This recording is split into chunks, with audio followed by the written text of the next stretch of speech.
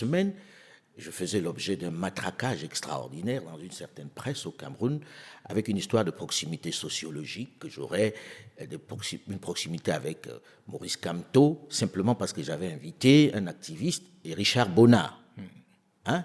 À ce moment-là, je n'ai pas beaucoup écouté. Cela dire, ils ne parlent pas du Cameroun et je ne les ai pas vus me défendre tellement. Ensuite, il y a eu l'histoire du train de Bolloré qui avait déraillé, où on avait dit qu'il ne faut pas en parler, et où j'ai parlé de ça régulièrement. Et quand les autorités camerounaises me tapaient dessus, je n'ai pas vu la presse se dire « mais pourquoi vous lui tapez dessus ?» Mais est-ce que tu comprends ceux de tes compatriotes camerounais qui estiment qu'avec la voix qui est la tienne, tu devrais plus parler du Cameroun? Parce que non, le Cameroun, c'est quand même un cas atypique. On a un chef de l'État qui est là depuis plus de 42 ans. Aujourd'hui, le quotidien des Camerounais, c'est manque d'eau potable, manque d'électricité. On a aujourd'hui plus d'une centaine de prisonniers politiques. Ça veut dire qu'il y a des gens aujourd'hui en prison. C'est évident qu'ils n'ont rien fait. Les dossiers sont bidonnés au niveau du tribunal militaire. Enfin, c'est aussi gros que le nez sur la figure. Des gens estiment que si Alain Foka parle de ça, ça aura une autre résonance. Est-ce que tu peux... J'aimerais bien qu'on m'aide à en parler. J'aimerais bien qu'on m'aide à en parler parce que d'un coup, on me donne une place extraordinaire.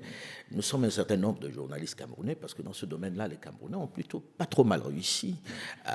Et la question n'est posée qu'à moi. Alain, ils n'ont pas ta notoriété.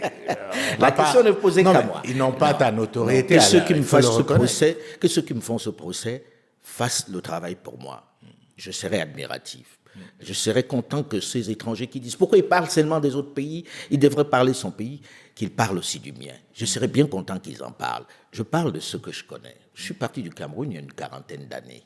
D'accord ? Je n'ai jamais fait une carrière un seul jour au Cameroun. Donc le Cameroun, dans l'ensemble de ce pays, est un pays comme un autre, j'ai presque envie de dire.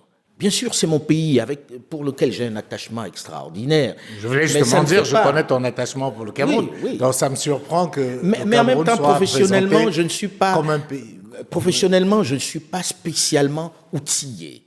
Mieux outillé en tout cas que les excellents journalistes que je croise au Cameroun.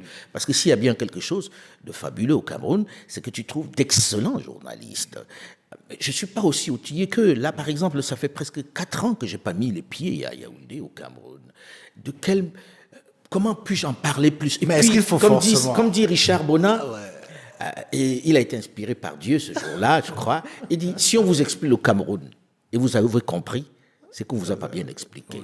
On ne vous a pas bien expliqué. Moi, je suis incapable d'expliquer le Cameroun, d'expliquer un pays qui est dans une inertie extraordinaire, où vous n'avez pas quelqu'un qui émerge, et où lorsque quelqu'un émerge, on lui coupe la tête. Et avec les applaudissements des autres. Quand vous regardez ce pays-là, vous vous dites, c'est quoi ce truc-là? C'est un cas d'école. Mais je vais parler de quoi là-dessus? Et dès que vous ouvrez la bouche, dès que vous dites un truc, ceux qui étaient avec vous, vous condamnent avec la même force que ceux qui vous détestent. Au départ, j'ai trouvé, dès que j'ai dit un mot, on dit « Ah, le Bamileke, il est en train de défendre ».